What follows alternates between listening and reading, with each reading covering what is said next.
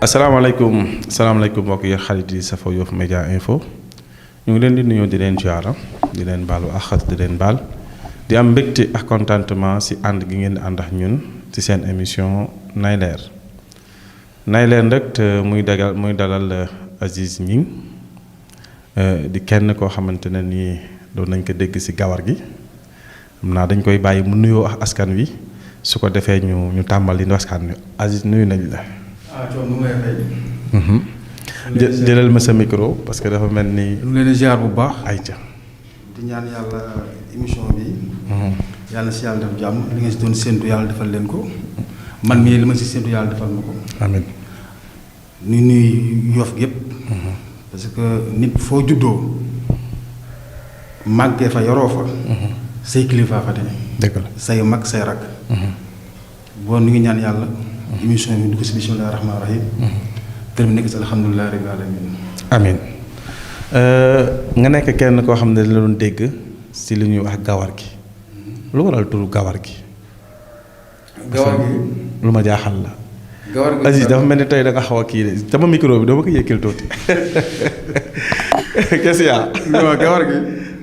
du dara. da di ñun dañu newoon si dëkk bi. doon ay jeunes yu engagé. lépp luy injustice bëgguñu ko. dañoo xëy di dox di liggéey di dégg lu bëree bëri si dëkk bi lu fiy xew loo xamante ne nii neexuñu woon à l'époque parce que amoon na lu ñu si xam. bon bi ñu nekkee nag si dëkk bi nag dem ba nekk ay mag ñu nekk ay xale di ànd ak ñoom di liggéey. gawar gi nag du dara gawar gi mouvement la woon boo xamante ne man maa ko créé woon maax ñi ma àndal. ah bon. waaw c'est-à-dire boo liggéey gawar gi ay jeunes la woon yu fi nekkoon ñuy ànd ak ñoom di liggéey Maguette Samba day jërew Maguette Samba. mu tuddee gawar gi. wala nga tuddee. waaw mais ñun boobu moom moo xool comme ni mouvement bi nekkoon am doole. mu tuddee ko gawar gi. mouvement jeunesse la woon quoi. waaw mouvement jeunesse la woon. ngeen nga xamante ni dañu doon ànd di liggéey. kon nekkul na da ngeen ko créé woon pour jaay ay suuf comme ni. non lii nit ñi di wax lii am demeewul noonu. ok ñun bi ñu duggee APEX. dañu ànd ak ay xale dem boobu 10 personnes la. may ma APEX tuuti ñu ñëw si ñu yem si gawar gi pour l'instant. gawar gi. da ngeen nekkoon avant ñuy wax problème mu terrain gawar gi existé na. non gawar gi si terrain yi la existé. si terrain kon ni ma wax ñëw na da ngeen ko créé pour dugg si terrain yi. non comprendre loolu de ñun dañuy liggéey si suuf ñun. man Ablaye Thiaw Ndoye boobu noonu doon liggéey suuf Youssou Mbengue Ali Mbaye noonu la woon ay jeunes yu liggéey suuf Ablaye Bay Thiaw. liggéey si suuf naka. doon ay promoteur di liggéey suuf si. non leerul de promoteur c'est-à-dire man comprendre man xaw ma nan la nit di liggéeyee si suuf dama yaakaar ne nit ki moom day am alalam rek maanaam day am suufam rek dem jaayi suuf bi pare si wala mu gis ku bëgg a jaay suuf. mu nekk courtier non mën nga ñëw yow am sa suuf. bëgg a suuf si nu liggéeyal ko parce que xamoo si dara. wala amoo jot bi. wala âge bi nga yor mayatu la nga exercer suuf. nga xool ne Aziz Gningue dafa yor société immobilière di liggéey si suuf nga dafa moom protocole d'accord mu liggéeyal la. ok comprendre nga noonu ngeen doon liggéey suuf loolu moo leen dugal si Tirkam. non Kirkam c'est autre chose. ñëwal ma si Tirkam. merci Kirkam ñun dañu doon ni si suuf di liggéey am bés ma ànd ak sama benn jigéen di ko jàngal dawal pour mu am def benn performance dawal quoi. bi ñu demee Almadi nag. ma gis benn waay ni muy tabaxee daal doy waar ni muy clôturer tere bi daal doy waar trop sama xel dalu si quoi. fan la woon. Almadi. ma gaara sama oto wàcc dox dem si moom. bi ma ñëwee ma xool ko mu paniqué ma song ko si ay wax gëdd ko yóbbu ko mun na ma sa waay dafa ndànk man dañ ma liggéeyloo ndànk ma ne kam mu la liggéeyloo mun na ma non ay kilifa ma ne ko fii maa yor ma fi ne wax ma yan kilifa nu la liggéeyloo mun na ma pour bañ la fen mais nag bu ma si feeñ kilifa gu mag gi la nag yan kilifa gu mag mu ne ma premier ministre ma ne ko xam mooy premier ministre Macky Sall mun na ma wax bon li ngay wax ban année la. 2007. ok parce que 2007 boobu moo woon premier ministre. moo indi cool yi. léegi nag sama jigéen boobu nag. ma waxtaan ak moom ma woote Yoff si la ooyo Mbuus ay Assane Diène ak booy kale yi ñoom ñëpp ñoo fekkoon foofu ma leen jël leen oto ngeen ñëw bi ñu ñëwee nag ñu soxla presse bi seen boobu soxna si mu ngi registré presse bi yëpp. mu jox ma kan ma presse bi yëpp. booba soxna soos moom terrain bi. bi nga àndaloon yow da nga fekk nit ki clôturé rek Aziz tamit dëgër ko fit de. non du dëgër fit xam nga lan la xam nga ñun suñu suuf noo ko moom xam nga man taw ma kaw la. waaw mais Almadi. waaye déglu ma la Almadi ko moom lébu yee ko moom de ab tukulóor moomu ko ab séeréer moomu ko ab njaago moomu ko lébu yee ko moom. léegi bi nga oowee gars yi foofu nu mu mujjee. gars yi ñëw bi ñëw ñu toog ma def conférence de presse ci kaw terrain bi pour xamal leen ne dañ ne premier ministre bi moom terrain bi moomu ko baay bi xam nañ ne baay fictif la du baay boo xamante ne nii bu jaar ci yoon la mu song ak affaire bi nag def buzz def bëm. mu def ko à la une. na Macky Sall ku fàttaliku di nga fàttaliku Macky Sall bi mu nekkee premier ministre bi gën ko ci journaux yi ne premier ministre su bëggee eesu ne dem Fatick.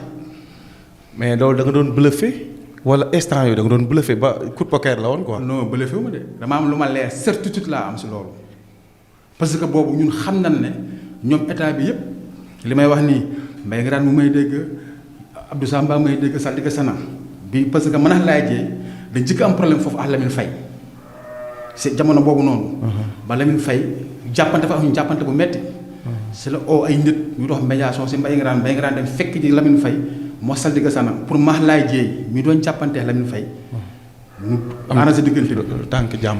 léegi nag bi ñu demee nag ba gis na nag ñoom bàyyi ñuy teg foofu yëpp ay bàyyi fictif la ñu xeex loolu ba jot si nag ba téye si bon bout bi xamante ne léegi luy dox médiation bi un bon jour ma taxaw si rond point Yoff bi ñaari nit jékki saa ubbi sama oto dugg a toog ma ne leen waaye lu xew nu présenté wu wane na ñoom ay kilifa lañ si dëkk bi. dëkk bi Yoff déedéet si Sénégal. mais ma Aziz ñun dañ bëgg xam na la bu baax xam nañ li xew. mais comme kilifa gi moo soxla terrain léegi pour nu dàmpaleen 25 millions ngi nii ma ne leen non man du géré ma lii man homme de terrain laa man terrain bi laa géré man géré ma affaire administration nii ay affaire négociation am na ko géré. mu ne ma kam moo ko géré ma ne leen Abdoulaye Thiaw Ndoye moo géré loolu wàllu administration bi ñu ne ma non woo ko ma ne leen non day nelaw du ma ko yee. boobu ban heure la woon. boobu ay 13h. 13h ma ne leen du ma ko yee. mais boobu da nga doon jaay neex. quoi parce que boobu xam nga ne yaa jekkoo quoi. waaw boo jekkoo ay 25 millions ci terrain Almadies man du ma d'accord loolu. ok man dépassé naa loolu. ok dépassé naa fu may gëree ay 25 millions. ma ne leen noonu da ngeen di bàyyi ba Ablaye yeewu non non da nga koy oo yeeka ma ne leen du ma ko yee noonu si laa tappe envoyé laay message laay oo Mbaye Sakh. Mbaye Sakh Diop oo ma man na ma kan moo ñëw foofu rek ñoom ñu wàcc dem bon après nag c'est la affaire bi nag commencé nag di dox normal na jël forme bu baax. mais lu tax ngeen oo Mbaye Sakh Diop ba Rufisque lan la doon si mbir mi moom. parce que Mbaye Sakh Diop boobu moo fi ne ànd ak Macky Sall di liggéey. waaw mais c'est-à-dire que lu tax moom quoi lu tax ngeen moom oo ko moom. parce que Mbaye Sakh Diop c'est-à-dire ñun oowuñu ko de boo xoolee terrain bi ñu ko songee dem ba cooli bëri. dañu oo prémature. si lañ jëlee mooy sama li nga dégg ma koy wax fan si dëkk bi. si lañ jëlee ànd ñun ñëpp dem si négociation bi ñu toog waxtaan bi ñu toogee waxtaan ñooñu nag léegi dañ leen boolee benn kilifa ngeen dem xool yi benn superficie pour fay nu quoi. am na solo mbokk yoo xarit yi yéen si émission Nay Leer mais dañ leen fàttali problème Tirkam problème la bu sérieux bu kilifa Yoff nekkoon di demalante. mu amoon benn blocage bu si am si deuxième versement bi dinañ si ñëw. mais lan moo jotale terrain Almadies ak Tirkam foofu ñëw fa directement ma dégg. merci Tirkam bi ñu opposé kilifa gu mag gi ba njël intention pour fay mu see nu fay Tirkam te bi ñu koy fay dañu doon xooloo superficie bu am bu Dakar ñun noo proposé ne leen fay leen ñu Dakar suñuy suuf dañ ko jëlee Dakar bon Dakar ngeen ñu koy fayee. comme moom soxlaa na terrain boobu. tey jii ki fi nekk ministre Abdoulaye Daouda Diallo bi fi nekk ministre des finances. Daouda Diallo. moom laa àndal man moom Ablaye Thiaw nu ñëw si site bi Yoff fii Ouest Foire di wër fu nu fay moom si boppam mu ne man de lu ma leen doon conseillé mooy fii ba la fi jëlee li ñu fay du mat dara su ma soñoon ngeen dem si àll bi am na benn morcellement bu ñu initié fan yi bu ñu war a defar fan yi bu tudd Tirkam yéen leen fay jëkk ko jox. kan moo leen xelal loolu. Abdoulaye Daouda Diallo. Abdoulaye Daouda Diallo. seen àndee na jóge Yoff delluwaat prémature. ok ñu def négociation yi ñu ñëwaat bi ñëwee ñun ñu proposé ñu 12 hectares à Kirkam. léeg-léeg dimension bi ñaata la woon. léeg-léeg 5000 mètres carrés la woon rek. 5000 mètres carrés ngeen wéccu ko 12 hectares. waaw 5000 mètres carrés la woon rek parce que dafa amoon ay ñu bëri ñu fa am. ci la benn président bu may bañ a tudd fii si dëkk bi am na fa kañ am na fa. ok léegi bi ñu fay 12 hectares yi nag nekk si man ma ci ko jaay naa ko 2 fois Kirkam. 12 hectares yi. 12 hectares yi jaay naa ko 2 fois avant ñu moom terrain bi dañu oo laay na ma Aziz boo bëggee affaire bi bu ñu bëggee affaire bi gën a yaatu na si dugal Wakaam Ngor Yoff ma ne ko déedéet. kuy laay Ablaye Thiaw Ndoye. Ablaye Thiaw bi yére affaire administration bi. ok ma ne ko laay bul man ànduma si loolu mu ne ma lu tax ma ne ko lii dafa mas a am dal na suma maam Talla Diagne man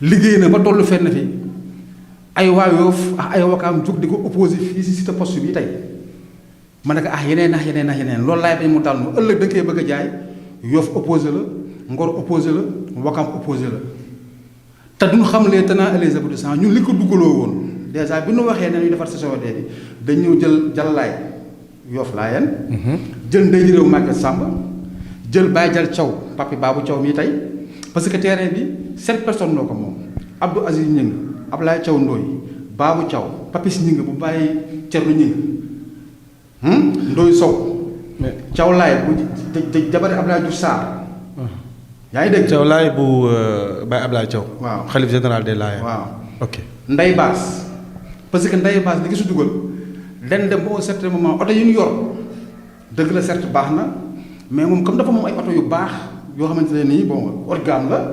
te ñun bëggoon nañu background boo xamante ne nii tey bu ñu taxawee ñu xam ne ñii duñu ay xale. ok ñu ànd dem prémature. mais Ablaye Aziz foofu man dama am problème. ban problème nga am. mooy yéen ni ngeen xarañee si wàllum suuf parce que yàgg ngeen si. naka ngeen mën a accepter. di leen jox Kirkam. si loo xam ne yéen a ko xeex en commençant par vous. ñu weccoo ko ngeen di si def collectivité lébu te yéen ngeen moom seen yëf. waaw merci. dëggoo si biir wax man lay wax ne la lii tax mu demee noonu Ablaye Thiaw Ndoye la moo tax toujours si ma leen wax ne leen ne Wakaam Ngor Yoff nañ sant Ablaye Thiaw Ndoye parce que Ablaye Thiaw Ndoye bu la si dugalul ñoom du si dugg parce que boobu suñu âge laay lu mu ko dugaloon ñaar rek la boobu ay xale la. c'est-à-dire am nañ fit am nañ sañ-sañ xam nañ suuf taxaw nañ fi mu war a taxawee mais laay li mu ko dugaloon mooy Aziz bu mu bëggee mu gën a yaatu benn bañal bi mooy comme ñun ay xale rek la nañ si def turu collectivité bi mais collectivité bi mu am ay représentant bu ko defee ëllëg nu am lu leen si jox loolu lañ ko dugaloo woon mu dem ba si biir un bon jour nu xëy ñoonu Babou Thiaw def na ko si turam. loolu nag révolté Ablaye Thiaw jóg di dox boobu man franchement parlant man maa ngi toog sama ruux. laay dox si ba fi mu toll nii tey may toog di dégg ñu naan Kirkam Wakaam Ngor Yoff Wakaam Ngor Yoff mësunoo bokk ay suuf si kaw suuf mësta am ça n'existe pas bu ñu xëyee nag dégg ni ay nit taxaw am sañ sa ba rafet di dem Ndakaaru di jéem a yàq Kirkam dina ko xañ ñun suñu doom ñun. gis na lu ne.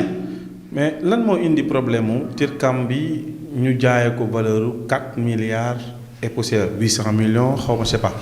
am première tranche bu dugg. ñu bloqué deuxième tranche. bon si diggante frais Yoff 52 56 la. gars yi xam nañ loolu. mais loo xam ne nii la comme ni nga ko waxee Wakaam Ngor Yoff moomuñu ko. nan la si Yoff amee sañ-sañ di jot première tranche ñeneen ñi di bloqué deuxième tranche.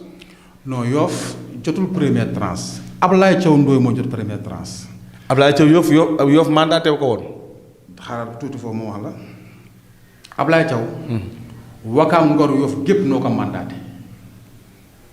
Wakaam Ngor Yoff ñëpp noo ko mandaté yaa ngi dégg. bu baax nit ki nag dafa am loo xamante ne nii.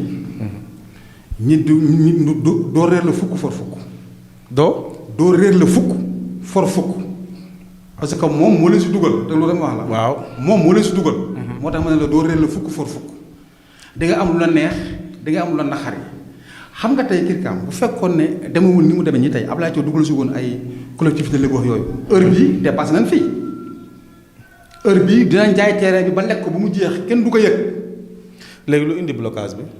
blocage bi li nga indi ay nit du waa Yoff de maa ngi dégg ñu naan waaw daa déglu maa ngi dégg ñu naan waaw dafa am ñu jóge Yoff dem bloqué Kirkam def opposition nangam ñooñu mën nañoo bloqué transaction xam lu tax.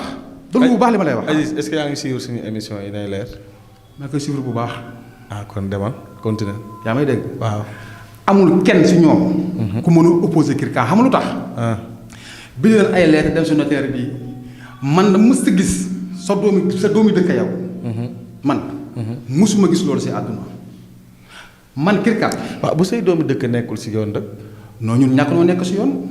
mais yéen bi ngeen xësee ba def collectivité lépp ngeen ko ñàkk moom. non ñàkkunu ko xam nga su ko ñàkkoon nan lay dem.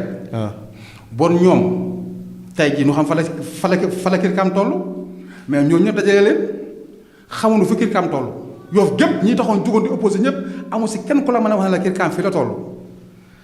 bon kay war nga xam ne boobu ñoom moo mënu kii moom du laajte te man ñëw ma si émission bi. léegi tubaab Kirkam fu mu toll. du ma ko wax parce que tey jii. waaw donte la lekk ma si 100 francs. waaw tey Ablaye Thiaw jaruñoo Kirkam moom kese. Ablaye Thiaw jaruñoo Kirkam moom kese. yow première quittance bi njëkk lekk was dara. non loolu du ma si sori. mais dégg naa jot nga si benn as millions yu garaaw. non man ñëpp xam na ne man Aziz. du ma kuy daw ay wax. baax na loolu defe naa ne leer na côté boobu li si wax defe naa ne mbokk ya xarit ñu ngi suivre mais beneen bi gawar gi ngeen créé gawar gi Aziz ñëw ñu fal Jaraaf Mbaye Ngiraan maa ngi koy nuyu au passage sama xarit ngeen darka rek song APEXI Aziz loolu tamit foo leen ko teg. bi ngeen di song APEXI en 2006 2007. lu tax ngeen ñëw rek song APEXI pour mën a jaay si terrain yi pour bluffer gars yi lan moo taxoon. non ñun du ñu rek dal si kaw APEXI. ah yéen ngeen créé fi kii APEXI du def assemblée. c'est-à-dire boo suivre c'est-à-dire da nga suivre c'est normal nga laaj da ngay laaj da nga may déglu ma expliquer. non maa ngi suivre Aziz yéen yéen a ngi commencé songu APEXI bi mu def inauguration ngeen ñëw fa sànni fay xeer. inauguration inauguration bi kër APEXI. inauguration APEXI. waaw. non li nga wax ni maîtriser woo ko de. ak baa ko maîtriser. APEXI ñun juguñu ñëw rek dal si APEXI. looy def. ñun dañoo judd doon ay xale. APEXI bi nga koy sos. boobu 1 an la am. bi ñuy sos APEXI. 1 an la am. ok waaw loo bëgg wax foofu. waxin la rek. waaw maanaam APEXI bi nga koy sos man xale bi. xale bu 81. waaw saa dal CI. 81 c'est la dal CI. yaa ngi sësi bon bu ñu demee ba APEXI ma mën a màgg man Aziz ñu dem ba gis ne ni ñu ko yoree baaxul waxuñu ne APEXI baaxul de ni ñu yoree APEXI di ko doxalee baaxul. muy seen gisin. muy suñu gis-gis di gis-gisu dëkk bi yëpp 95% yi dëkk bi loolu moo wax la bu baax li ma tax APEXI créé wuñu ko pour muy xañ kii di bàyyi kii Khalifa Diène boo dégg si biir discours am nee na la képp ku dëkk Yoff si APEXI nga bokk. waaw waaye léegi la moo tax képp ku dëkk Yoff si APEXI nga bokk. man Aziz man rek waxuma ne kañeen man rek. waaw manuma APEXI benn kër. maa samay moroom yu bëri ak samay mag yu bëri ak samay yaay yu bëri ak samay papa yu bëri. waaw mais Aziz yéen li ngeen jaay si terrain yow boo amul terrain si yow la de. man waaw waxuma damaa ñàkk a terrain de. soo amul si APEXI. si yow la tëm. APEXI du ma soxlaa amee noonu xam nga lu tax. su ma soxlaa su ma sa amoon nii. waaw du ma toog nii tey di wax. APEXI man maa jiite woon xeex bi. maa sama moroom. Abdoulaye Thiaw Ndoye. ànd Cheikh Mbaye Ngiraan.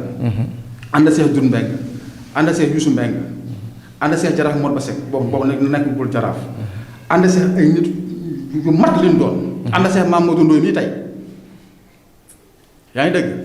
ñu nekk si na leen assemblée générale la ñuy demandé ñu bañ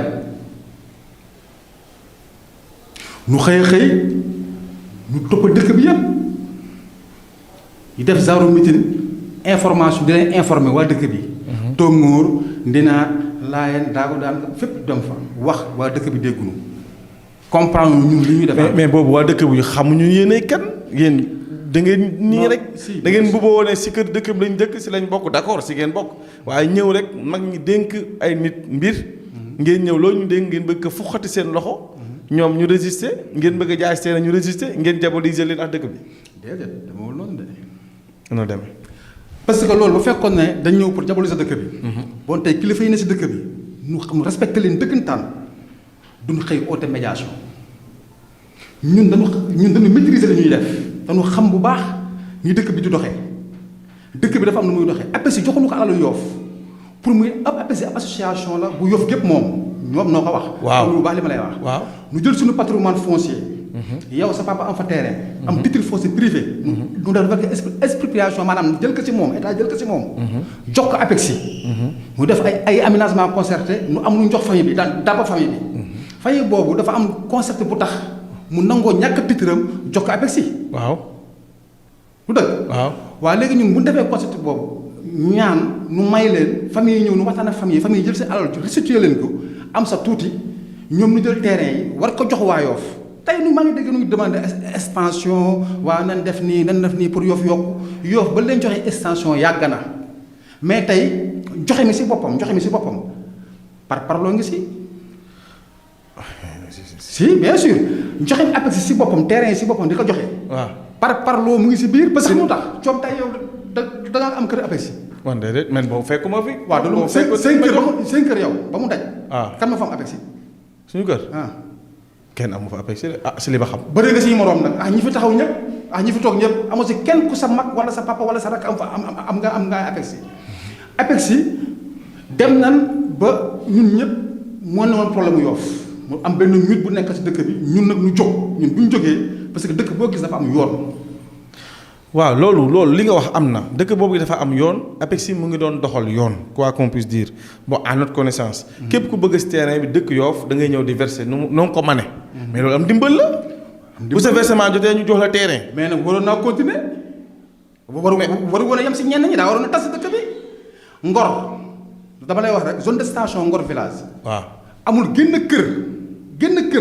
bu amul si parcelle Ngor yi amul. mais nag il faut nga xam benn affaire. Ngor dañoo copier si APEXI xam nga bu fekkee APEXI moo fi jiitu Ngor seen station yooyu APEXI moo ko jiitu fuuf. mais Yoff moo jàngal ñëpp doguma la. waaw doguma la Yoff moo jàngal ñëpp ba si fare Yoff yi ngay gis nii. waaw noo jàngal caare yi. waaw ñoom ñëpp si ñun lañ copier roy lépp.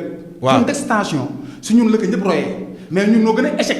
non gënuñu échec. yow bien sûr parce que kii copier si yow dina gis sa faay du ko jël lu baax li lay jël. bien sûr mais yow mi njëkk a def. waaw mën nga am ay faay yoo xam ne xëy na sax doo ko bàyyeegul xel.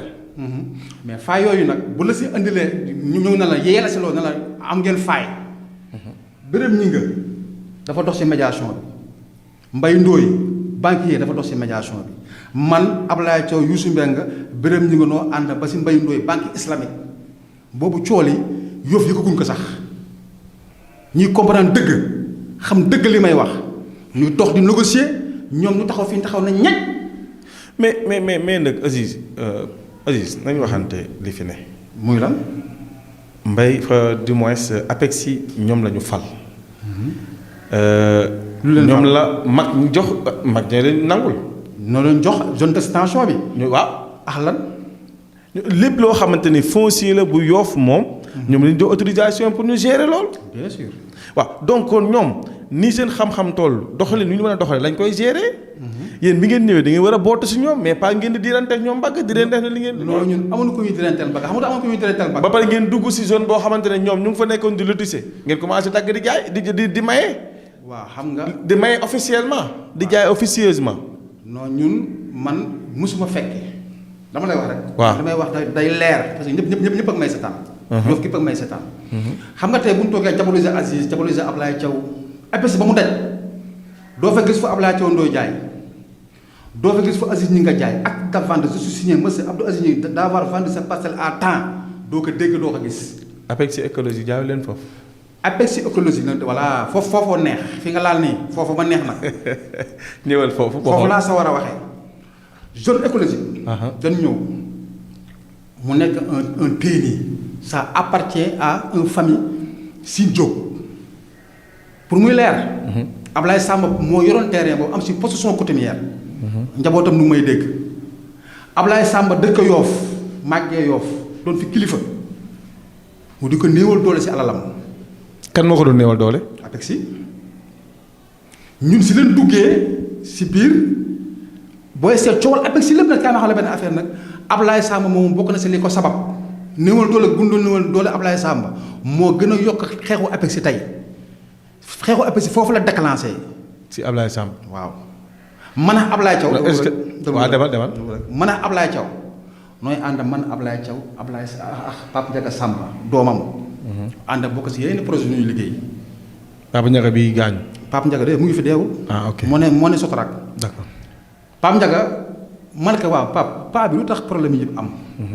mu ne ma Aziz suñu terrain bi nekk fii daal dañu gars yi indi ay détails Pape bi comme da nga jaan APEX si ñëw taxaw si nangam expliqué ay détails am na moom du ma si dugg bi loolu amee ma ne ko garaaw Pape bi na ma defal këyit man Pape bi defal ma këyit. procuration. waaw defal ma mandat. ma ñëw songa terrain bi. parce que boobu ñu vérifié na ki si biir. bëgg nga coode. non bëgguma coode man injustice rek laa bañ sama àdduna fi may gis nii ñëpp nag nu ma diaboliser dafa naqari deret day xeex day xuluwuma xeexuma yoo ba yoo tóngoor ba laayeen doo gis kenn ku ne la Aziz ñi nga mas na ma dépassé wala mas na ma def lu ma naqari wala mas na ma wax lu ma naqari doo ko dégg man su ma doon xeexee yow coow si porta si mouchoir bi laa yem ak yow du mën a dépassé du mën a saaga li ngay défendre que man li may défendre maa ngi koy défendre point barre APEX yi bi loolu amee suñu diggante Ablaye Samba ma ñëw commencé songa si bi dama ko vérifier ba mu leer nag plan cadastral et tout xool ba mu leer na man lii ba concerné wul APEX ça appartient suuf yu nekk Yoff nga nekk te moom le bien foncier APEX moo ko géré si Yoff nga ne concerné wul APEX. suuf si nekk Yoff bëri na APEX zéro mais domaine boobu noonu écologie foofu si kii bi la bokk non. fi mu géré fi mu géré. man dugguma fa parce que xam naa suuf soo fa duggee am problème dugguma fa jigéen ñu ma fa jaayuma fa mètre carré mais li ma jaay man. li ma jaay man. xool ko ba jaay ko. song nañ ma si ñen fa jox ñoom. pour wan la ne li ma lay wax nii sur la ñan fa joxoon ñoom jaay leen fa ñoom. ñan fa joxoon attribué leen fa ba ma jëlee seen i parcelle dañ maa porte plainte ma dem ak ñoom si yoon ñeneen ñi ma dem ak ñoom ba tribunal débouté leen lu tax.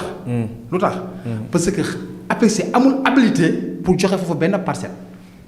tegal foofu sa baaraam mbokk yi xarit yi ñu dem passe pip ñëwaat léegi.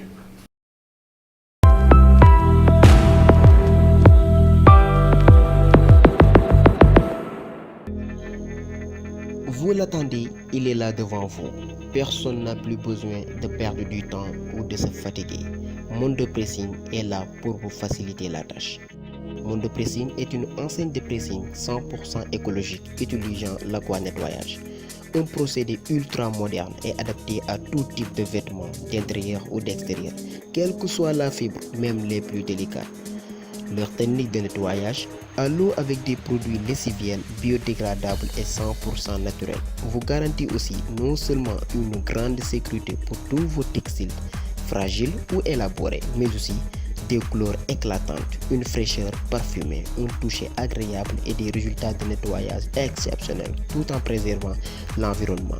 Mondo Pressing yamul ci loolu kese dafay def aqua nettoyage di def blanchisserie di def repassage maanaam dalay paaseel say yére ba mu tàlli ñeret di ngay gis pli di gis muy rafet di def traitement de tache maanaam di dindi bépp tache boo xamante ne si dafay nekk ci yére yi service express la dalay defal livraison bi à domicile jarul ngay sonn doo tardé. mbokk xarit yi ñu ngi ba tey seen émission nay leer di dalal Aziz Gningue kenn koo xamante ne ni membre fondateur la si gawar gi nag nekkoon benn mouvement wala mu nekk benn mouvement boo xamante ne vraiment soosu pour attaquer APEX comme ni ko gars yi di waxee mais Aziz ba tey ñu ngi nekk si seen problème ak APEX. yaa ngi doon expliquer sànq si APEX écologie mais des fois dañuy dégg ngay wax ngay expliquer problème mu fii terrain état la. nan la état di amee terrain si biir zone boo xamante ne nii domaine coutumier la. APEX bi mu ñaan kan la ñaan. non APEX ñaanul de. si non état dafa naroon jaay doole Yoff. déedéet APEX daa ñaan. kan la ñaan. daa ñaan lu may. waaw sa yëf di nga si ñaan. moomul woon lépp de daa am lu mu moom am lu mu moomul li mu moomoon. waaw li waa Yoff moomoon. dañ ko joxe. mooy ñi fa amoon ay titres fonciers privés APEX sans état fan la jëm. waaw non mais manul dem moom loolu moom dëgg la. bon koy def bon koy defa ñaan. léegi yéen fii si APEX si xaw ma si extension la xaw ma ñu koy tuddee ginnaaw Megsi bi. ginnaaw Megsi bi mooy titre bu war a moo wàcc ba foofu. mais foofu yéen a ko doon yéen a ko morcelé. non morcelé foofu yëpp. ndox waa APEX dafaa joxe nu joxe fa. non APEX dafa commencé di morcelé ngeen ñëw jaxase foofu. déedéet APEX daa joxe. yéen ban légitimité ngeen am pour joxe foofu.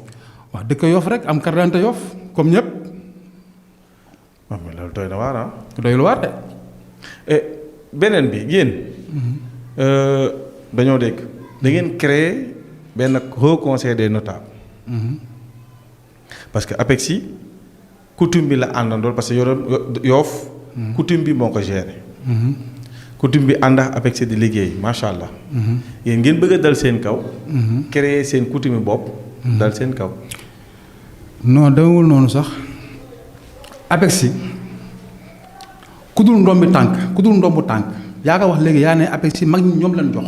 waaw léegi bu ñu demee ba ëpp dëkk régime bii fi ne comme tey régime Macky Sall wala régime Abdoulaye bi fi nekkoon neexul dëkk bi waa dëkk bi la fi teg fi Abdoulaye Wade. waaw lii nag xam nga lan la association la bu nekk Yoff yor alalu Yoff nit ku ne am sa droit nit ku ne am sa droit de regard nit ku nekk am droit d'information APEX yi informé wu ñu kenn. ñu ne informé mooy ñoom ñi fay dem di dagaan ñun dagaan ñu kenn ñun dañ toog xam APEX yi yor seen i kayit yor seen règlement intérieur yor seen lépp mu am commission d'attribution bu fi nekkoon de attribuer terrain yi ñu ne Yoff ku dëkk Yoff na nga ñëw joxe un geste symbolique ñu jox la parcelle Yoff tey loolu moo la APEX tey zone de station bi. waaw Yoff yi matuñu 100. mais est-ce que amul waa Yoff yu jaayaat. waaw déggu li ma la wax mën na ne am na sax. mais ñin jox ëpp na 100. déggu li ma la wax man. waaw ñi ma xam ñu dëkk Yoff. waaw am APEX yi. ñi ma xam man waxuma ne xëy na lu am ñeneen mais man li ma xam man li ma compté man matuñu 100. yaa ngi dégg ñun nag ba ñu ñëwee si ba ñu ñëwee di attaqué APEX yi attaqué wu ñu APEX yi en tant que APEX de ñun doon ñëwoon doon défendre une seule personne bu ñu néewal doole ñoom ñu ñëw ba yëpp egsi si ban ñëw ba egsi si documenté APEX yi àndaaseex ay nit ñëw bi ñu ma ñëwee man téye ma si garde à vue man. ma Ablaye Samb joxee foofu jaay naa fa ñaari parcelle. yow waaw. si yoo xam ne ku xam moom Ablaye Samb ñoom nu porté ma plainte. APEX yi waaw bi ma porté plainte ma dem uyu ji ñu téye ma garde à vue 15 jours yaa ngi dégg. waaw ki nga porté plainte man ba tey gisuma ko. mais lu tax ñu téye la garde à vue. waaw de loolu rek booba colonel Assane commissaire Assane Ndoye moo fi ne téye ma 15 jours bi sama client bi ñëwee di liggéey ñoom nu opposé que ba pare bàyyi ma ak client bi ñëw porté plainte ma remboursé client bi su saa si génn ñëw bi ma génnee ñëw dem seeti samay conseiller technique ñu waxtaan ak ñoom ñu am fu ma yebal kooku sax damay tudd tur bi directement muy Tamba Sylla ma dem si Tamba Sylla yàlla ko yàlla yërëm xare ak àjjana waaw yàlla ko yàlla yërëm xare ak àjjana amiin yokka ay leeram nit ku baax amiin doon suma papa aussi ma ñëw waxtaan ak moom maa Ablaye Thiaw Ndono ànd ñëw toog ak moom ma ko père mu ne ma ne ko APEX yi dafa sonal Ablaye Samb foofu mu bëggoon a xam APEX yi lan la quoi APEX yi nan la demee fan ngeen ko mën a jaar. nan la demee ba APEX tey yor teeru Yoff ba mën a niwul ay doole jël ay doomam di indi ay problème mu ne ma Aziz APEX association la bu mag ñi jëloon ma ne ko mag ñan mu ne ma jaraaf yi saltige yi ndey ji réew yi imaam yi xalif général des Layènes ñëpp ñu ànd Yoff képp a nekkoon à l'unanimité jël APEX yi jox ko seen alal waaw foofu nag ñun ñu commencé documenté wu si APEX yi documenté wu baax mu ne APEX yi ku dul jaraaf du ndey ji réew du saltige du imaam bi du Layène mënoo koo sonk si li mu nekkee nii waaw bon mu ne waaw ma ne qu'est-ce qu'on va faire loolu nag waxi biir néeg la nu waxtaane ko. waaw njamal ñu si rek. non nu waxtaane ko bi nu waxtaanee si loolu ba mu sori ñun ñu jóg nag dugg si dëkk bi nag seeta ji ay kilifa si dëkk bi fii du ma tudd seen tur de wax laaj leen li ma Tamba wax ndax exact noonu la day mu ne mais exact ñoom ñëpp bokk même wax bi doon ay kilifa si dëkk bi doon fi ay dignitaire ay borom doomu tànk. si lañ jóg nag Mbaye Ngiraan bëgg a falu nu fal Mbaye Ngiraan fal Mbaye Ngiraan falu légitimement nag Baye Thiaw Mbengue moo fal Mbaye Ngiraan yàlla ko yàlla yërëm xare ko amiin macha allah yokk ay leeram amiin nu fal Maguette Samba Ndeye ji réew fal saltige sana saltige ngeen am ab jaraaf am ab saltige am ab ndey ji réew. non du ñun noo am ab jaraaf. Aziz ñoo foo am ab jaraaf. non si biir conseil biiram néeg bi ñu la conseillé dañ ne la foog ngeen am ab jaraaf ab saltige xam ndey ji réew au moins. mais parce que nit ki booy xeex ak moom. waaw ñi fi ne jaraaf yi fi nekkoon. waaw ànd ak ñoom. su may xeex ak ñoom. su ma laajtee samay conseil ba nu wax ma li may wax. man ma def li ma war a def. bi ñu demee ba tolloo ñu ñëpp ñoom nu am seen i jaraaf. parce que dëgg du rombi nopp. waaw ñoom nu am seen i jaraaf. waaw yu leen gérer ñun ñu contesté na ñun. bernu ñu nit ñu am suñuy jaraaf. suñuy jaraaf xam nga mooy ñan ñii bokk ak ñun même vision ci dëkk bi. mooy ñi bëgg contrecarrer APEXI. non contrecarrer nu APEXI si ñun ñoo ko moom dafa am ay nit yu nekk APEXI. waaye ñii nekk si APEXI ba mu ñu yoo APEXI ñoom moomuñu ko. ñoom bokkuñu si moomuñu ko yoo fa ko moom si leen bokk. kon kay ñoom la. comme ñun ni si bokkee nu xañ ñu ko. waaw yow yaa ngi ne bokk si yow. waaw mais kon dafa am kër yéen a créé kon yéen a fekk ñu am benn conseil des notables. ngeen jël seen bos créé que haut conseil des notables. ñun yokk si haut. conseil des notables yokku nu si haut de. trouvé ko uyu parce que daa barkeel. ban moo barkeelul. bii fi liggéey plus de ñaati année. yow tam Aziz non APEXI ngay wax yow man waxi association. non maanaam yéen di ngeen créé benn haut conseil des au notables. conseil bi boobu ñaata jaraaf nekk si dëkk bi. bi ngeen di créé yéen. mais ñooñu noo fal Mbaye Ngiraan mosoo xam loolu. mais yoo fa fal Mbaye Ngiraan. mais boobu am na lu ne si suuf lu ñu xamul de. lu ne si suuf lu ñu xamul mooy la. mooy waxtaanu biiram néeg bi tax bii indi balaa ngay song APEXI foog nga am jaraaf. waa coom yow coom. waaw mas ngaa gis si àdduna benn mouvement bu jóg APEXI yow da ngaa xam lépp. déedéet. xamoo lépp. déedéet noonu la demee rek. mais c'est normal aussi. c'est normal moo bon nag man nangul ma loolu man sama waxtaanu biiram néeg. waaw nangul ma ko yow. waaw mais léegi donc. lu waral turu haut conseil des notables. parce que ñun nooy haut conseil des notables nooy conseil bu mag bi bii ne si dëkk bi nag am jaraaf am ndey ji réew am saltige am imaam yi am chef de quartier yi am ay dignité si dëkk bi. dégluwul dafa ndànk dégluwul bul ma dog. ñëwal waaw ñëwal. am ay dignité si dëkk bi mu composé 7 quartiers yëpp ne si biir haut conseil des notables bi nu am récépissé dem def assemblée générale fii Océan lan defee lépp. ñan ñoo am récépissé au conseil des notables. bien sûr yof benn récépissé fi amul ñaar. mais non soo xam loolu. coutume amul kayit nag Aziz. non coutume yéen c'est-à-dire dafa am lu ñu joxaale. waaw déglu ma wax la gis nga boo da ngay dem wuti di règlement intérieur au conseil des notables de Yoff dafa am haute chambre xam nga mooy ñan. mooy jaraaf yi saltige yi ndey ji réew. au conseil bi association la moo tax ma am récépissé ndomba yi nag loolu ça n'a rien à voir parce que association bi am ak ndomba la yor mu ñàkk am ak ndomba la yor. Aziz jàppoo ne création yi nga wax léegi. haute classe au conseil au nangam ba jàppoon ne si liy yàqu Yoff la bokk. non yàqul Yoff. mais lii indi ay tendance di indi ay yoo xamante ne Yoff mënagul juboo ba instant bi surtout si domaine foncier. waaw merci beaucoup li nga laaj nii dafa ma neex xam nga lu tax mu neex ma. parce que dafa am ñuy toog naan Yoff dafa yàqu. dafa yàqu kilifa yi déggoonu. waaw kilifa yi dafa am crise d'autorité. chaque mois ñu def réunion au conseil. ban jaraaf yi fi nekk nii jaraaf yépp seen bos. du sama bos. Yoff ko moom du sama bos man moo ama fi dara. non bu ma nee seen bos maanaam yéen bi ngeen créé quoi. amatul bos xam nga la ma tax amatul bos. bi ñu créé woon ñun. waaw ñëpp a nekk benn. Yoff gépp. Yoff gépp a nekk benn di. ndoom mi tàggee benn lan di. wax ma foo fi béyoon doomu tànk ma nekk. non mais bu ñu demee si maanaam problème ndombu tànk yi dafay feeñaat si haut conseil boobu ngeen wax ak conseil de notables bu mu tuddee kuréel ak Yoff est-ce que yéen ñi ngeen considéré ne ñu ñoo nekk haut conseil de notables ngeen am récépissé les mêmes ndombu tànk yooyu est-ce que ñoo nekk si kuréel ak Yoff. non kuréel ak Yoff xam nga wax man mën ma see sori. parce que xaw ma seeni charte na la demee. xaw ma ko xam nga man ñan laa xam.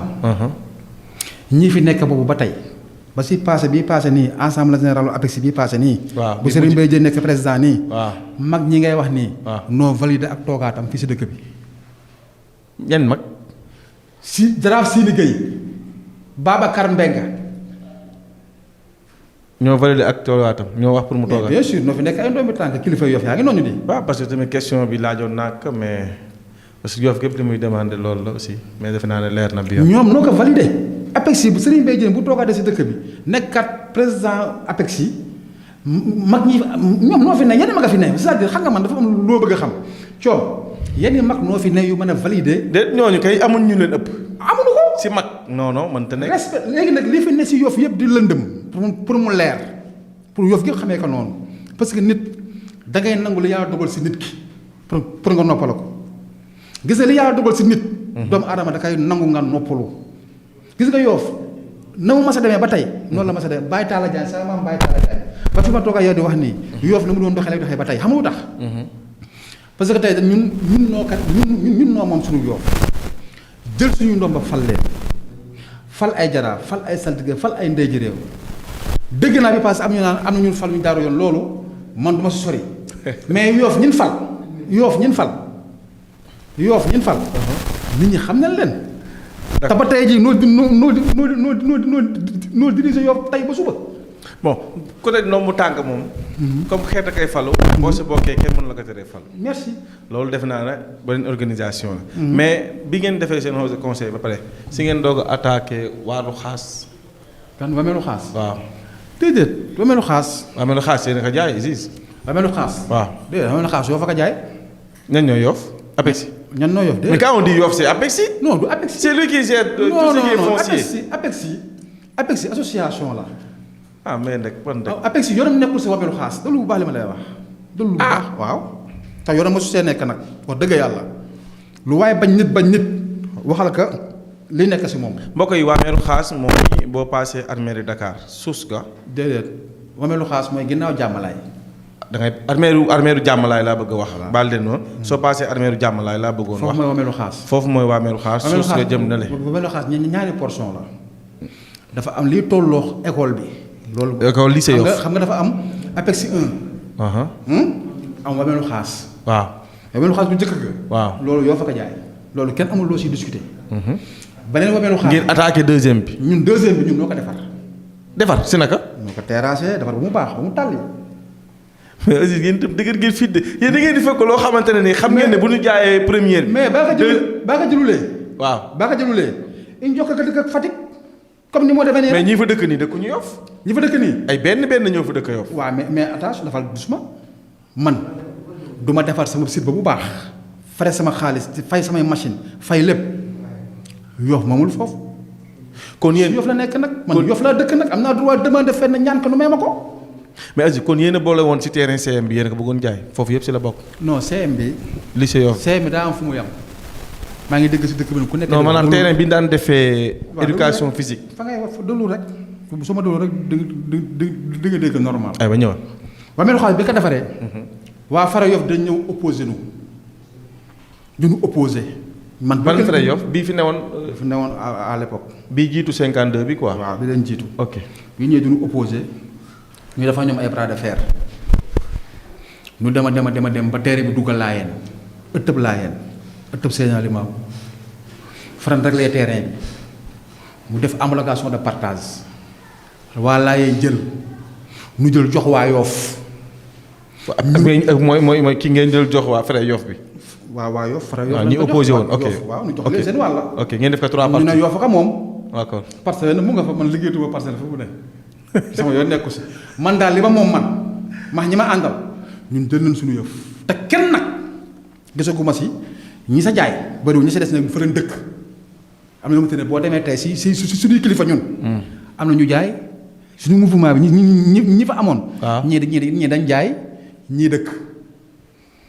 léegi nag bi ma jógee nag man ak Abdou Samba. Ablaye Thiaw président au conseil Abdou Samba. Ablaye Thiaw ñu dem dugal di régulariser si ginnaaw CS bi la fa desoon. boobu ay nit ñu ko doon ay nit ñu fi dëkkul. ñu ko doon prétendre di ko pour bëgg ko jël. c'est la Abdou Samba mi nooy ànd 24 heures sur 24. 3 mois maa Abdou Samba nuy dox ban am si këyit. terrain bi. waaw ginnaaw CS bi gis noonu daa am këyit de. mooy terrain yi lycée Yoff fa lañ doon defee éducation physique. daa am këyit. loolu avant ñu koy clôturer la woon. waaw laa amoon këyit. këyit. déglul Souleymane ñoom Souleymane la may dégg mouvement bi ne xaw ma ànd defar Yoff. ànd defar Yoff. xaw ma ànd defar yàq Yoff. déglu dégguma ànd defar Yoff. xaw ma ànd defar Yoff xaw ma ànd yàq Yoff ñoom bi nu songee ñu dem ak ñoom justice. kon yéen a leen projeté woon plainte. waaw bien sûr. parce que ñu dañu yor këyit.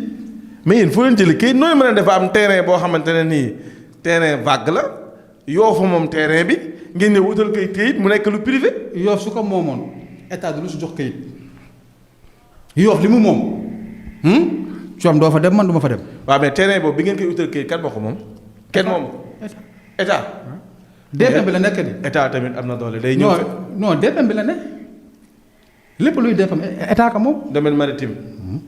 mais domaine maritime tamit ke waru kaa tabax. ah kay demal Tongoor demal virage. non le fait que ñu tabax ka taxul mu légal de. ah kay te ñu la si kayit lépp lu la jox kayit légal na état lépp lu mu la jox kayit rek légal na. non mais. état lu légal du si joxe kayit. léegi ñoom ñu songo foofu pour ñoŋal terrain bi pour xale yoo fii di jànge foofu ngeen porté leen plainte Aziz. déedéet xam nga àdduna. waaw. ay wax da nga koy wax ni mu demee. ah déglul ay ma ñëwal. ab xeex. Yoff ñun dañu yàgg xeexante suñu biir. suñuy maam ba tey nag nu ngi xeex suñu biir suñuy maam ba tey. waaw loolu moom yàgg na. mais du tee nu ànd bokk ndey bokk baay. waaw. bu ñu dëjee tey su ko toj la ñëppay dem. ñëppay dem. mais ay intérêt la ku si nekk sa intérêt ngay défendre. dëgg la. boobu ñun bi ñuy régulariser foofu di ko régulariser ba mu sotti. mu dem tribunal ba gañe leen. Abdou Samba bi ma ñëwee nag Abdou loo wax dana bàyyi ko ak ñoom déggoo ma de te pourtant moo si am këyit ña fa doon taxaw di wax di kii nii amul si kenn ku ñu si mën a woon tere liggéey loolu. mais nag Abdou Samba tonton Abdou Samba. Abdou Samba mii Diouf Abdou Samba mii ndëkk Njuufeen. yuur. waaw. dafa rek la fi nekk xam nga yuur ñoom dafa rek la fi nekk. waaw macha allah. moom moo tax kenn laalul terrain boobu ñi say topp di wax nag naan dafa am ñu ñëw di jël terrain bi fii dafa am ñu natta fii yooyu yëpp c'est des faux problèmes. non mais loolu c'est lu récent la li ñu wax ne dañ ko bëggoon jaayaat am na ñu doon commencé dina tax di. jaay kan la ñoo xamuñu. jaay loolu daa mën a ne. këyit terrain boobu man Aziz nga ñàkk naa fere bu ma nekkee si ab terrain liggéey ko ba mu sotti ma war kaa lekk lekkuma kañ ñëw di ko lekk sama ginnaaw manul ne loolu mais Yoff nag bu soxlaawee ku soxla ñàkk Yoff moo ko soxla. ngeen bàyyi. mu jeex. mais ñoom bi ngeen leen di porté. mais tey kër gi ma si yor man. ordonnance bi bii ma si yor. saa bu ma neexee exécuté ko. ba nii. dégg nga li ma la wax xanaa këyit du ay caaxaan. mais nag tey Yoff bu soxlaayee samay doom noo fa ne di jàng. ak say jarbaat. ak samay jarbaat. bon tey lépp loo xamante ne tey day jëmale Yoff si kanam man si laay doom si laay xëy si laay doom. ñi ne man dafa lekk alalu Yoff ni ma wax fan laa lekkee alalu Yoff mosuma lekk alalu Yoff aw ma si soxla sax. si. Aziz nag sa tur sàppi na si dëkk bi Aziz Gningue. mënta ñàkk nag ku si motooy. yow ma soo jaay terrain bu Yoff moom. ku ko gis ñëwal fekk ma fii teg ko sa kaw taabal ji ku mas a fekk fu Aziz Gningue nga jaayee suuf ak terrain bi Yoff bu Yoff moom daf si signé ma si Aziz Gningue dafa c'est parce que à temps andil ma ko nga tagal ma ko sa kaw taabal ji. mais mouvement gawar gi moom jaay na fu terrain bu Yoff moom. gawar gi mouvement gawar gi si yow so wala si yow ñi nga fondé la bokk. gawar gi ay waa Yoff lan dëkkunu ba ngaaj. fii ba ngaaj. dëkkunu si àll bi Yoff lan dëkk di. nu jël alalu Yoff jox leen ko dafa leen ay attribution ñii tabax ñii jaay dem tabax seen kër si biir dëkk bi dëkk seen yaay seen i baay xatoon nan. mais mën nañ jàpp ne loolu Aziz Gningue moo ko def. kooka la. loolu mën nañ jàpp ne Aziz Gningue man damay assumer lépp man ragaluma dara xamul tax ragaluma dara parce que fi ma jëm dama ko xam te mosuma tooñ te du ma tooñ man du ma tooñ kenn dugal Yoff Tongoor ba Laayeen doo gis kenn ku ne Aziz Gningue ma tooñ doo ko dégg mais nag Aziz Gningue nag bokk na si am mouvement wala bokk na si ñun au conseil de notable gis nga ay gawar yi ngay dégg noonu loolu aw tur la dooguma la même bu ma dog gawar yi ngay dégg noonu loolu aw tur la ça n'a rien à voir ak au conseil de notable de Yoff gawar gi aw tur bu nit wax tudd ay xale la man du ma gawar man xale au conseil notable de Yoff laa woon di ma yónni di ma mission yi di ma procurer. mooy dox conseil bi ñoo doon yónni. di ma yónni di ma procurer noonu samay kilifa di man damaa nangu kilifteef. mais yow bokkoo si un conseil bi nan ngay mën a jegeñee à ce point bañ la yónni wala yow bokkoo si parce que amoo woon âge bi mais yow si ñi ko dox nga bokk. membre fondateur la. mais Aziz ki la xelal mag la de. non xelal man ay marek lay fréquenté. xam nga yow liñ naan lu rey mag ba mu dee bu deekee ba ko ba la tëjee 15 jours yooyu. garde à vue du moins sax laa war a wax. ñu tegandi la. du tëj ñu tegandi la 15 jours. arbitraire ba si génnee loolu c'est arbitraire. c'est arbitraire waaw parce que man garde à vue 24 heures. waaw mais c'est arbitraire mais nag damay sant yàlla. non mais Aziz. non franchement nag seen création au conseil boobu. moo lëmbaaje woon dëkk bi. non moo liggéey Yoff. tu n'as rien. parce que ñi ngeen jox fii soi-disant ay Yoff lañ Yoffois lañ comme ñeneen ñi. bien sûr terrain yi ngeen leen jox daf fekkoon gars yi am terrain yi am borom. déedéet man. muy di coow lu rëy. man Aziz. fu ñu mettre croix pour ne terrain bi dañ ko toj ngeen dem mettre croix si yeneen këri jàmbur yi. mettre croix yi kay jàmbur si boo demee fii si ginnaaw Mexique. waaw foofu mooy foofu fan la bokk. foofu si téere bi la bokk rek si titre d'état bi la bokk rek. ñoom mënoo tuddee foofu moo ne woon seen gagne-pain.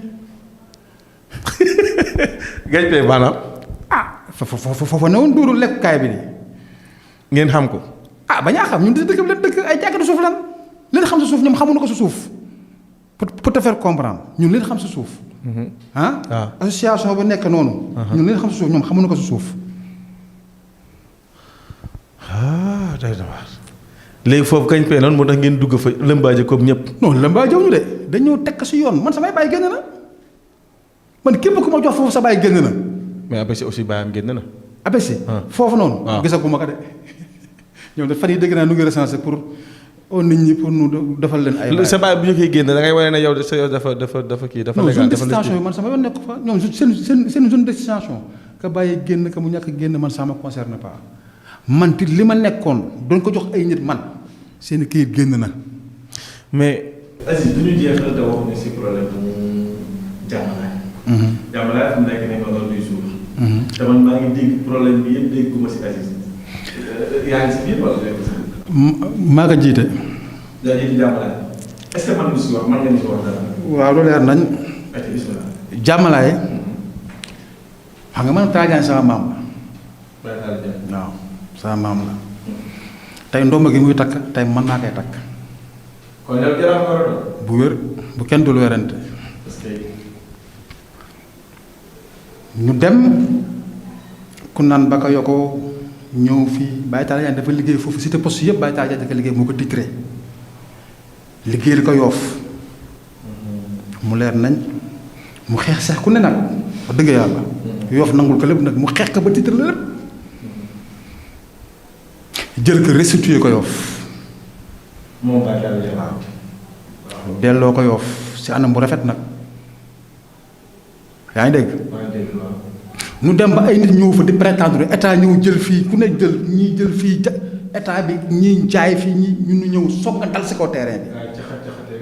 maam Maodo Ndoye man maam Maodo Ndoye Abdou Ndoye Diagne Ndaanu Diagne moom ma Diagne yàlla yàlla yërëm noo toog kër tonton Abdou Ndoye Diagne ñu waxtaan pour su xeex loolu ñenn ci waa kër Baye Talla Diagne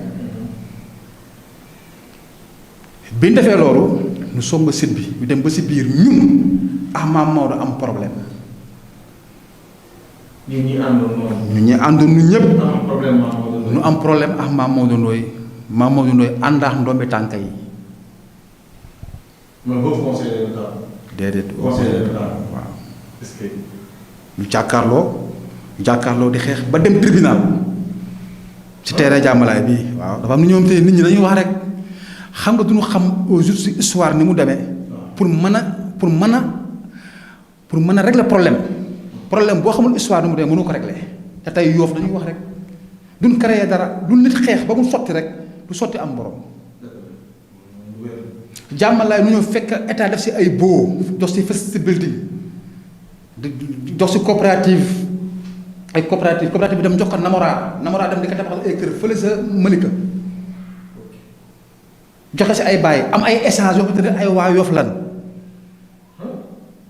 bi ñu demee nag ñun comme Badiane suñu xarit la war mën a Ablaye Thiaw Ndoye xeex bi bu mu demee ba métti ñu dem béy moo yoroon dossier béy bi nekk crédit gain crédit yi tey moo yoroon dossier bi tribunal man maa demoon Tamba Sylla Babacar Mbengue Mor Ba Seck Mame Maodo Ndoye ñu ñëpp a dem juge bi joxe instruction jàmmalaay ba ma fay jaay boobu cóolu jógul.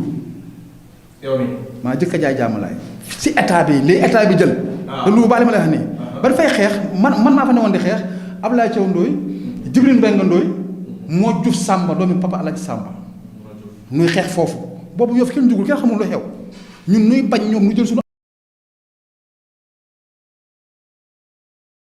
di ko jaay yu def li leen neex nu ñëw song ko xeex ak ñoom ñu dem nag ba affaire bi dossier bi àgg fenn fi ñi mu dox si wax dëgg yàlla acteurs yëpp xeex si bi ñu demee nag ba mu toll si joxe terrain bi nag ñu ne receveur des domaines Serigne Moussa Diop préfet sous des Almadies au conseil des notables sama waa kër Mame Talla Diagne Mame Maodo Ndoye ak les commissionnaires muy man Abdoulaye Thiaw Mbaye Pënd ñoo toog les procurateurs yi ñu joxoon procuration foofu ñoo toog ñu def homologation de partage devant receveur des domaines yaa ngi dégg Ngor Almadies gi ñu séddale terrain yi jox waa kër Paye Talla Diagne jox Mame Maodo Ndoye jox ñi si doon dox mooy ñun ñi man Abdoulaye Thiaw Ndoye ak Mbaye Pënd waaw bi gaañu yàlla na ko yàlla yërëm xare ko àjjana jox Yoff aménagement concerté lañ ko def terewul ña fa amoon ay boo jox nañ leen. kon fu ne nii le problème mais depuis lors xamal la mooy problème bi fi mu toll nii. xamal la mooy problème bi xam nga Yoff lan la war a liggéeyanti fu seen yëf ne. li ñu jox Yoff fan la ne. kay loolu c'est une grande question. te loolu. loolu fu mu ne. non man sama yoon newul si loolu. mais wax ñu ko rek. non du ma la ko wax ndigi man li ma moom man. la ba sa amoon laa xamul fu mu ne. bon du ma xam fu yaa Yoff li am fu mu ne. loolu day waar ba muy xel yéen a gisatoo nekk nii vraiment. mais en tout cas Yoff ñu bëri depuis 2006. jàpp nañ ne yéen a yàq Yoff lan ngay tontu si loolu. waaw yàq Yoff yombut a yàq. Yoff boo tegoo si wàllum foncier. si wàllu foncier xam nga tax yàqu nu Yoff parce que amul dara lu ñu yàqal Yoff parce que Yoff man joxuma ba ma koy yàqal dara Yoff ñi mu jox. buy topp Yoff buy topp alal tey na topp ñi mu jox man Yoff mosuma jox dara Yoff mosuma jox dara. mosulaa jox dara maanaam. Yoff daal dénku la quoi. mosuma dénk dara. loolu moo tax nga yaakaar ne yàqaloo Yoff. man lu ma yàqal Yoff wax ma ko. ah waaye waaye Yoff bu ma dénkee man. waaw si lii ma Yoff dénk. waaw nga coppati si benn. ma coppati si. waaw par exemple mu dénk ma 5 nen nga coppati benn nen. laalu ma say nen de toj leen ko ba xam ndax man dinaa ko yëg man laalu ma nenu Yoff de man samay nen laa laal. Aziz daal moo neex nag dëgg. laalu ma alalu Yoff man sama alal laa laal man sama alal laa laal laalu ma alalu Yoff te Yoff mooy kat Yoff mooy man di man mat naa Yoff wala yow ma soo xam loolu. non xaw ma loolu de. loolu ay kàlla la wala. man maa Yoff xam nga tax man maa Yoff. damaa judd si dëkk bi màgg si dëkk bi sama maam sëkk dëkk bi nag. waaw mbokk yi xarit yi yéen a ngi seen émission Nay Leer ñuy dalal Aziz Gningue bokk wala bokkoon mais ne gawar gi moom du dara mais di booyu au conseil bu Yoff Aziz sànqa jotoo ma leeral lan moo tax TIRCAM ñu bloqué deuxième versement bi. du ma la ko wax xamul tax xam nga ci télévision laay waxee. fii mooy Nay Leer de Aziz. TIRCAM su fekkoon ne ñun suñu kilifa yi jógoon Yoff solo ba rafet dem di yàq ji TIRCAM mu jaral leen ñu def si ay débat yu bëri toog fu ne ñu toog wax fa te li ñuy wax yëpp dara du si dëgg xam nga tax dara du si dëgg amul si kenn ku la mën a wax TIRCAM nii la demee ñoom ñëpp fekkaw nu. mais lu bloqué deuxième versement bi Aziz. loolu du ma ko wax parce que sama noonu a ngi taxaw suñu noonu a ngi taxaw ku jóg premier versement dugg nga jóg yëkkati Yoff gépp médiatiser ko fépp pour yàq loolu. parce que premier versement bi dama foré si woyu béy premier versement bi li tax ngeen jot si. mooy da ngeen falsifier ay signature. dañ falsifier maanaam comme yéen a ngi def collectivité lébu. il faut que les dignitaires Jaraaf et autres Yoff Ngor Wakaam ñu signer. ngeen jël ay tur yi boo demee Ngor par exemple du ma tudd tur bi nag. mais bu fekkoonte ne tur bi turu jaraaf bi Aziz la tudd. ngeen fexe ba tudd ut benn Aziz mu signé te du rekk jaraaf bi. fii ngeen ut fi ñoo xam te dañoo signé après ngeen jox leen si liy dugg ku nekk ngeen jox leen dara moo tax deuxième bi nag comme xamoon nañ ba ñooñu démentir les vrais. démentir na ñoom signé wuñu woon. waaw léegi yow bi leen invité ñoom est-ce que su ñoom kenn si ñoom wax na la lii moo téye terrain bi wax na la ko ñoom loolu loolu topp dëkk bi di véhiculer nag naan noo ko opposé wuñu dara man Aziz maa la wax loolu opposé wuñu dara. ah mais Aziz nag boo mënee opposé wuñu dara ba pare nangu woo ma wax lu ko bloqué tam. waaw de lu ma wax la xam nga lu tax xam nga tey dañu am ay kilifa yoo xamante ne tey te dama gis seen oyof trop si mbir mii nii. oyof c'est-à-dire. xaw ma iñaan la li mu nekk daal bëri na xam nga lu tax bëri na. parce que man du ma dëkk Yoff màggee Yoff doon ab xale doon seen i doom doon seen i jarbaat ñu doon seen i doom doon seen i jarbaat doon seen i rakk. rayante benn mbir mu sotti ku képp ak ñoom ñi fa toog ñëpp ku si nekk leer na la yow xamal sa kër kaam dara. mais ñoom est-ce que xam nañ processus bi nga wax yëpp depuis le début est-ce que xam nañ. loolu xamuñu si dara ba ku ko si xam. bi ma duggee sa panel bi passé. nga xam ne exact histoire bi nan la demee. te tey nu ngi tooñ ay doomu Yoff fii di leen tooñ di leen wax lu ne lu ñaaw lu ne noo lekk kirkaam noo def te moomuñu kirkaam ñoom kirkaam ay nit yu dëkk Yoff noo ko moom ay jeunes yu dëkk Yoff noo ko moom. Abdou Aziz Gningue Ablaye Thiaw Ndoye Sow Papis Gningue bu bàyyi Thierno Gningue ah. Thiaw Laay Ndeye Baas Baabu Thiaw ñii noo moom kirkaam leer na. mbokk ya xarit yi yéen xam nga tey APEX tey doguma la te yàlla boo yàlla dog xam nga APEX tey doon Ablaye Thiaw Ndoye ko moom doon Aziz Gningue ko moom danga naan Yoff ko moom. waaw Yoff lu mu moom aw turam moo siy nekk. Ngor lu mu moom aw turam moo siy nekk. Wakaam lu mu moom aw turam moo siy nekk.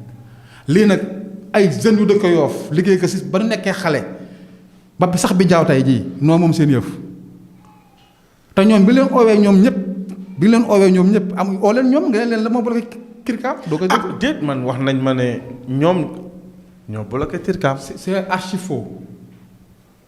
noo ko bloqué naka nan dem débloqué ka Yoff soxla na 4 milliards. ah bien sûr. waaw bon kenn ka jël ji comme nit ki kay boobu.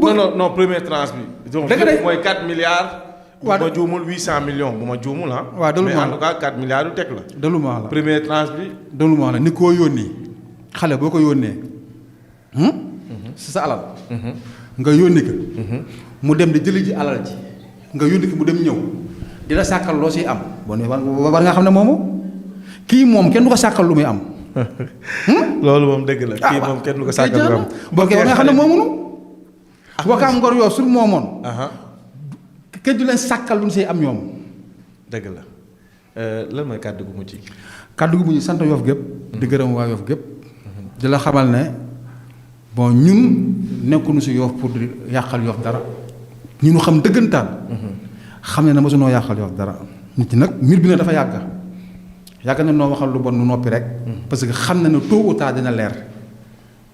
tôt ou tard que ñu même bu ñu deewee yow ma la xëy bu ñu taxawee dina leer. ñun mosunoo yàqal Yoff dara mosumaa jaayal dara Yoff. lu tax nga xaar ba heure bi di doog a wax. waaw parce que di doog a nangu wax. xam nga lu tax parce que wax dañ ne wax ka fa mu jotee. man kilifa laa fi si dëkk bi. ku mu neex ak ku mu naqari. dëgg la ku nangu ku bañ. dëgg la ma xam fi lépp nag. lu bëree bëri ma xam ko si Yoff nag. muy si coutume bi muy ni alul dëkk bi ju doxee xam lépp. documenté wu bu baax nag nu nàmm bu baax nag man ne si mag ñi ba tey te juutal bu fa ma sa jóg. parce que mag ñi dafay jóge ñun noo nekk ci mag ñi ëllëg. wér. loolu la di leen sant nag. si émission bi kontaan naa trop. macha allah di leen ñaanal yàlla seen affaire bi télé bi gën a yokku. amiin. li ngeen bëgg li ngeen sëmb lépp yàlla defal leen ko. amiin di gërëm Yoff gépp nag. ku ma wax lu la déranger maa lay jéggalu yàlla nga jéggal ma rek parce que duguma si lenn lu dul leeral. te des na sax yu ma waroon a leeral yu bëree bëri des na. mais nag comme émission yi moom dafa am heure am fu muy yem. waaw mu yemale ko fi rek. sant yàlla bu baax lu jóge jéewul jugu fa. mbokk yi xarit yi vraiment ñu ngi sant suñu invité bi ci disponibilité bi di ko jaajëfal bu baax a baax mu nekkoon seen émission Nay Leer ñu doon ci dalal Aziz Gningue doon waxtaane problème mu APEX yi gawar gi TIRCAM lépp loo xamante ne ni soxal na Yoff rek mbokk yi xarit yi dinañ ci ñëw incha allah ñu di leen jox dig daje si beneen numéro si beneen invité asalaamaaleykum wa rahmatullahi taala wa barakaatu.